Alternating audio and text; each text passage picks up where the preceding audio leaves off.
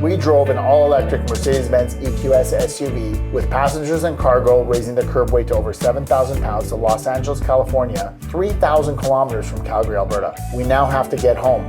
Join us for episode 12 on our final journey home back to Calgary, Alberta. It's a long one, but I promise you it's well worth it, so stay with us to the end.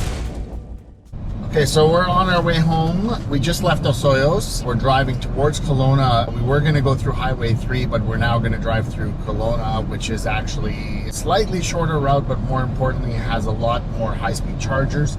The drive home on Highway 3 would have taken us longer because the chargers are about 100 and then 50 kilowatts, which isn't quite enough for us to be a stop and go. We also want to definitely be a stop and go. I mean, we are driving into the cauldron of the fire right now, driving into Kelowna. The smoke has made its way to Los Hoyos, so we couldn't have timed this better, leaving first thing this morning. This is the highest PM levels we've ever seen. It's currently saying that the outside air quality is actually dangerous. We're going to probably see this get even worse. However, the ionization system for the energizing air control plus is actually cleaning up the air so much that we're down to 9 p.m. on the interior. For those of you who always ask, why don't the EQs have a frunk, sorry. Why is it filled with all that stuff in the front end? Well, that's what's actually cleaning the air inside this car right now. So I'm okay putting a roof box on, I don't know about you, love. Definitely. And having a clean cabin interior rather than actually having a frunk. Because I think that Mercedes-Benz has actually put, once again, safety and health as a top priority in their engineering, rather than going with just a pure convenience of having an additional trunk or frunk in the front of the vehicle. Our drive today is 700 kilometers. We're back into the kilometer range, 718 from where we currently are right now. We've just recently left Los Hoyos. We're hoping to be at home by dinner, which will be great. We did enjoy the last 2 days in Los Hoyos. Would highly recommend it. It's Mona's new favorite spot. We stayed at the Watermark Beachfront Resort. It was amazing. It would have been a lot harder to get everyone to leave this morning, but the smoke came in and now everyone wants to be on their way. We are currently sitting at 7 p.m. on the interior. The exterior is up to 282 and just came down from 288 p.m. This is crazy, absolutely crazy. And if you're seeing the actual footage around us right now, this is some pretty extreme fires. Probably not going to help Milo's kennel cough at all.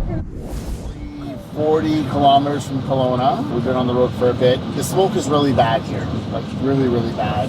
You can barely see, like there's a haze right in front of the hills that are right in front of us, and you just really can't see. You look out onto the lake, you really can't see very far out. The PM levels outside are at 293, 294. They're going to probably hit 300 PM. Interior quality is still managing at 8 PM. It's working hard. There's no doubt about it that it's working hard. Please subscribe, like, share, comment below. Let us know what your priorities are because, at the end of the day, our priorities are always safety. When we're shopping for a vehicle, safety is the number one utmost priority. And would you be willing to give up a little bit of space for that safety?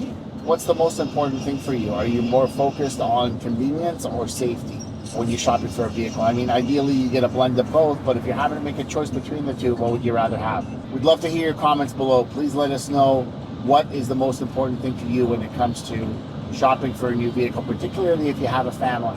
Currently sitting at 77% charge. We're supposed to have charge of 73 when we arrive at our charge stop in Kelowna. We're just going to make a pit stop there really quickly, top up at a 125 kilowatt charger. We intentionally chose a charger that wasn't a super high speed one because we're charging from 73% up to 100, so you're probably better not to have it too much full overall, although the car does regulate it. So really it's unnecessary to have anything more than 125. Because realistically, we're not going to get more than 125 once we hit over 80%. Okay, so we topped off in Kelowna. Maybe it wasn't that necessary. There are actually a lot of charging stops on this route from the 97 to Highway 1. For those of you who do a lot of travel to Kelowna, this is actually a really, really doable route. We have a lot of options, actually. We were choosing between all the different ones. We decided we're going to have lunch in Revelstoke, so that's what we're going to charge. There's an Electrify Canada there. We're supposed to arrive in Revelstoke with about 55% charge. So we'll see exactly how that goes. We're a little bit lower elevation now because we came off the peak. So the air outside is still dangerous. It's at 264. The interior is down to 3 p.m. The air quality is extremely bad. I know the scenery where we are right now is maybe not the best, but comment below. Let us know what your favorite place was of all the places we visited on the way down and on the way back up. I know that Osoyoos is at the top of the list for Mona. We'll see. Osoyoos and Lake Tahoe. Osoyoos and Lake Tahoe. Oh, and San Juan Capistrano. You mean San Luis Obispo? San Luis Obispo, sorry. Yeah, San Luis Obispo, Lake Tahoe, Osoyoos. You might have liked the other ones too. I mean, we really liked Ellensburg, that cute little town. Cute little town. So please comment below, like and subscribe. We'll check in with you guys near to Revelstoke.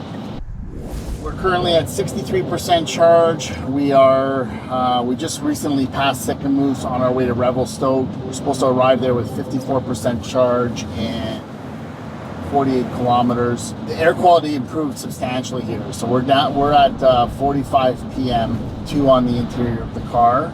Wishing people in Kelowna the best. It's really heartbreaking to see what we just saw. We're going to be stopping at an Electrify Canada. It's just like Electrify America, but it's the Canadian division. The only difference is when you plug into the charger, it says please, and then if it doesn't charge fast enough, it says sorry. Okay. We'll be there soon. We're going to charge up to 100%, get some lunch, and be on our way. So we are exactly 6.9 miles from our charging station in Revelstoke. Something that you should probably know about is that the Electrify Canada is a really new station, and for some reason we could not see it on the app. We're actually going to be charging without preconditioning the battery, so it's going to be interesting to see how fast it preconditions the battery to charge. I mean, the good news is it's only 20 degrees outside. I think the battery is going to be relatively cool, so we'll still get a fast charge. I mean, it's always advisable to have as much information as possible. Most of the stuff is available to you through apps available on your phone. Mona's got an iPhone, I've got an Android. Both of them work just fine. The same apps have been available on both of them. We're arriving right now with 52% charge. It had predicted us to arrive originally with 55, so we had a bit of discrepancy of about 3%. Some beautiful sceneries here. The good news is that the skies have started to really open up. The exterior PM is now down to 7, which is good, and the interior is at 1. If you've got an EV and you spend a lot of time going back and forth between Calgary and Kelowna, this is an ultra easy route. There is definitely no range anxiety. There's more than enough places. So we will be stopping here now. We're in Revelstoke, coming up to the Electrify Canada, and we will check in with you guys after lunch. We just charged up at the Electrify Canada in Golden, BC at the Railway Museum.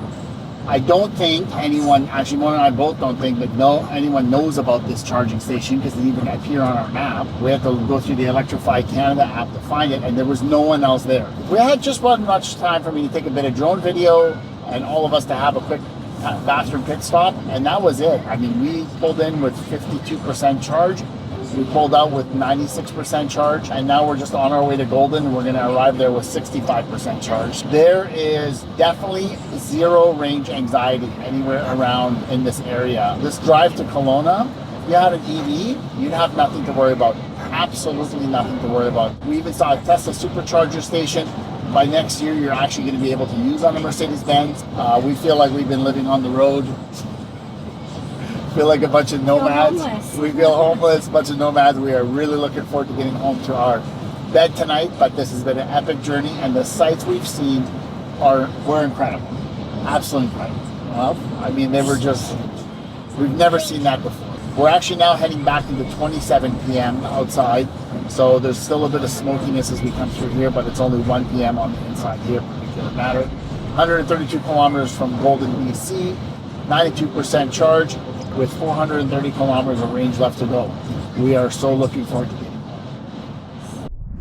Okay, we are 14 kilometers from Golden, BC, and we're going to be hitting up Dairy Queen because the kids want blizzards. We are going to do our last charging stop. There's just too many charging places to choose from, and the truth is if we really wanted to push it, we'd probably make it home on the current charge status that we're at. We're down to 62% power. We charged to 96 at the last stop point in Revelstoke. And even though we charged without preconditioned the battery, it still took the charge at over 150 kilowatts on the 350 charger, because of course if it was putting the battery in stress, it would have slowed it down further. This charge is going to happen so quickly that we're actually going to eat somewhere else. We're getting a drive-through food and then charge separately, similar to what you would do at a gas and go. I mean, we're at 62%. It's going to be a really quick charge. We're probably not going to charge to 100. We're way over our range anxiety. And from there, we've got only about 3 hours to get home. So we just charged up in Golden, BC. Kids got some ice cream. We just went through the drive-through and then we went over to charge up. We were already at 62% when we charged there. We charged up on a 350 kilowatt charger that happened to be in the parking lot of a different restaurant that was further up the hill on Highway 1, but it was actually on the westbound side of Highway 1, so we had to cross over on a little roundabout. The charge happened so quickly that, I mean, I pretty much got a bathroom break in and the kids hadn't even finished their food yet. We only charged to 93%. We were going to unplug at 88, but then we had to let Milo do his business really quickly.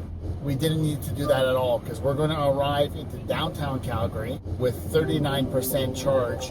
So we definitely have way more than enough than what we need. This has definitely been by far the easiest part of the drive. Put your comments below. Do you often go to Golden? Do you often go to Banff from Calgary? Given our ETA right now, we're going to arrive in Calgary in just under 10 hours from Osoyoos. And that is normally an 8+ hour drive. So that includes charging, stopping, everything else. No one ever does 8 straight hours. You usually stop, grab some lunch, whichever it is. We didn't come from Kelowna today. We came from Osoyoos, which is about 2 hours south of Kelowna. How many people have had a breakdown or major issues on a road trip before? How did you get around that? How concerning was it? We'd love to hear your comments, love to hear your stories. Please like and subscribe. We'll check out with you closer to when we're in Calgary, which is in just over 2.5 hours. We are passing Banff, Alberta. Now, if this was a video about a road trip to Banff and back in an electric vehicle, I think it would be laughable. But it's not. It's actually a road trip that we successfully took a 2023 Mercedes-Benz EQS 450 SUV from Calgary, Alberta, Canada to Los Angeles, California. Well, Los Angeles, California, and then to the Orange County, representing because... What's that? To the Orange County? To Orange County, exactly. Representing for Orange County. We went all the way there. Mona drove it in public charge for a month, and being in California, you know, you just rack up the miles because everything to them, they say it's just down the road. Close. Just down the road. But 45 minutes later, you're there. That's close. That's just down the road. 8,500 kilometers by the time we get to Calgary, including the time that it was in Los Angeles and Orange County. We wanted this to be a proven concept. Can you drive an electric vehicle from Calgary to Los Angeles, California? Particularly, can you drive at 3,000 kilometers, 3 kids, a dog, a whole bunch of stuff, a roof box that's going to do nothing but slow you down with about 200 pounds worth of stuff on top of it. And then we had to bring it back. And here we are now back in Calgary. You got to know what you're up against. You got to know what you're driving. You got to know how fast is this going to charge? Where can I actually charge this car? You have to know the infrastructure, and you have to have an amazing partner.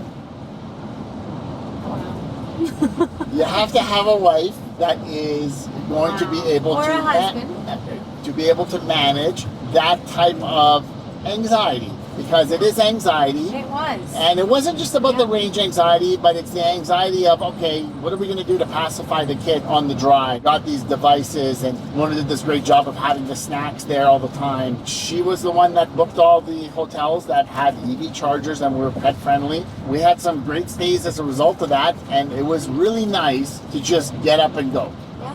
Not going, okay, great kids, we gotta stop and get gas. Okay, all right, you already went to the washroom in the hotel. Now you have to do it again at the gas station because everyone anticipating this long drive and this boredom. Oh, let me get this coloring book. No, we just got in the car, we were gone. Eventually, we started to develop the mindset that our charging stops were actually things that we could be productive in. We have our snacks at that time. We eat during the time that we're at a charging stop. We walk around. We buy some stuff. Do a bit of shopping. Let the dog out. Yeah, let the dog out. Let ourselves out. Yeah. My tiny little bladder was really well pacified during this drive. That bladder is at the bathroom. Okay, we really enjoyed the vehicle overall. However, nothing is all flowers and sunshine. There were some challenges that came with it, without a doubt. What were the challenges overall? I would say mostly in the remote areas where the charging stations were far apart. It was mostly the range anxiety, because when you're going uphill and downhill and there's wind and all of this extra weight, the battery drops quick. That was adding to my anxiety. But when I was in the city driving around, there really wasn't any hiccups. It was pretty seamless. I mean, the charging station next to my parents' house in Orange County was really easy.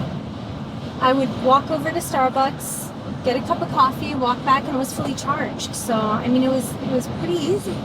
I think, though, overall, when it comes to the range anxiety, the one thing that we did well is, I mean, our anxiety did fuel it, but we never planned our trips to be within a really low percentage upon arrival. We always had Mercedes-Benz EQ Intelligence, program the nav. You have to remember that when the rate of charge disperses at a higher level than normal, that the percentage you're seeing that's in front of you, even though it's saying it's going to have a certain amount of range, is probably going to be further negatively affected. So you're really not truly going to get the full benefit of what you're seeing for a range on your display, because the range is constantly calculating. And it's working off of averages because it doesn't know what the wind speed is going to be and which direction the wind is coming from in that moment. It knows what it's going through for kilowatts, but you've went through those kilowatts by the time that's happened. So you have to plan effectively. And the most important thing is you want to make sure that you have fun and you want it to be an adventurous drive, but don't be going to areas that have extremely limited amounts of EV chargers, because if you're doing it where you're just going to be on the wire and you're just going to have just enough charge to get there, it's not going to be an ideal or an enjoyable trip. You may still make it, but it's going to probably add a lot of stress to your trip, and nobody needs that when you're doing a summer vacation road trip. Do your research. Know what a kilowatt hour rating is on a battery. It's going to tell you a lot. 108.7 kilowatt hour battery in this is massive. When I was having a conversation with Mona, and I said, you know what, would you get an electric vehicle to replace your GLS? And she said, it doesn't work for our road trips to California. Well, guess what? It does. That's exactly what we proved. Tried it. We proved in this. Knowing what you know now, Mona, would you get your next vehicle as an electric? I mean, I love my car. I really do. I can't complain about the GLS. But after this road trip, I feel like I've gotten used to the EV. I think it just takes time to get used to. And now that I'm comfortable with it and we have the charger in our garage, I can just plug it in at night, wake up and it's fully charged. I would say so. And how often do you used to gas up your GLS? I mean, you used to gas up my GLS for me. I hate filling up gas. It leaves a disgusting smell on my fingers. In the freezing cold in Calgary, I'm standing outside in -30, so you're the one filling up gas. But now with the electric car, I don't even have to worry about that. I just plug it in at night the same way I plug in my phone and done. So easy. Another thing that we really were fascinated by on this road trip was the recuperation.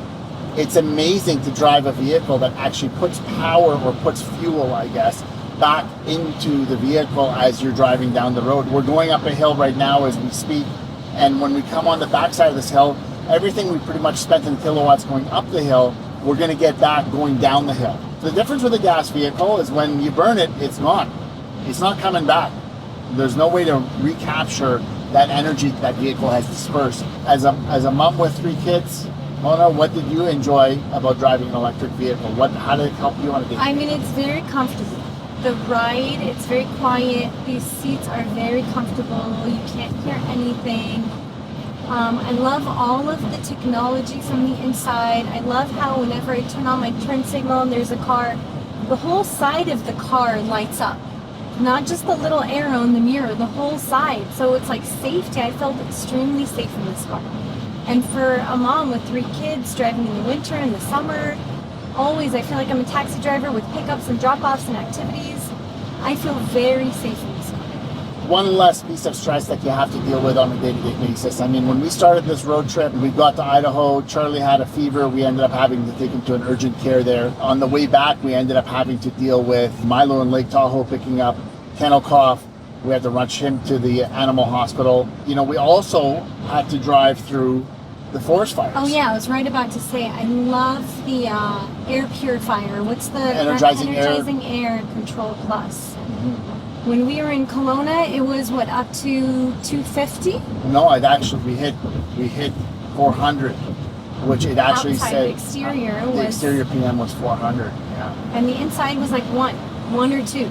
You know, I think had we not done this road trip, Mona would have ruled it out for her next I would car. have said no way. Yeah. I'm not doing it. Yeah, absolutely. And now we're gonna get an EV as her next vehicle, and that's gonna be on the horizon soon. G-Wagon. EQG. EQG. The new all-new G-Wagon electric is coming soon, and that is what Mona has her sights set on. And I think she's earned it because she's been an incredible life. I'm glad everyone enjoyed the synopsis that we were able to deliver on electric vehicles. I gotta say, you know, hats off to Mercedes-Benz. They did an incredible job with this vehicle. We truly enjoyed this road trip. It was incredibly enlightening. And I'm sure that our children are gonna look back at this one day and say, how silly. They had to do a road trip to Los Angeles to convince themselves and to convince anyone else that range anxiety is not really a concern with the infrastructure that's in place today. They're going to be looking back at that the same way that we would have been looking back, or the way our parents would have been looking back at their parents about steam engines. That's where we are today. And I got to say that this has been a fantastic and very enlightening drive, and I'm glad that you've joined us for this drive. I'm glad that you got a chance to watch the video. Please subscribe, like, put your comments below. We'd love to hear your feedback on this video. And if we're to do any videos similar in the future, I think there's going to be a one in the winter on the horizon, because the number one thing that gets asked of us is, well, what about in the winter? What about in the winter? Well, Mercedes-Benz has got that technology pretty figured out as well. And yes, there is going to be an impact on your range in the winter, just like there is impact on your range on a gas vehicle in the winter. I mean, the winters, especially where we live, can be pretty hard on a vehicle. Actually, the number one question you guys probably get asked is, where's the bathroom?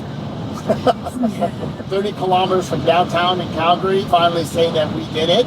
Finally. And we've arrived, and with no issue, no incident, and it was a fantastic and incredible adventure. Not just an experience, it was an adventure, and we loved it. Yeah, we would encourage anybody to do the same thing. Amazing. It was fun. It was a lot of fun. A lot of fun. And enlightening. Incredibly enlightening. Thank you. MBDT YYC out. Everyone. Everyone. Yay. Everyone. 1, 2, 3. MBDT YYC out.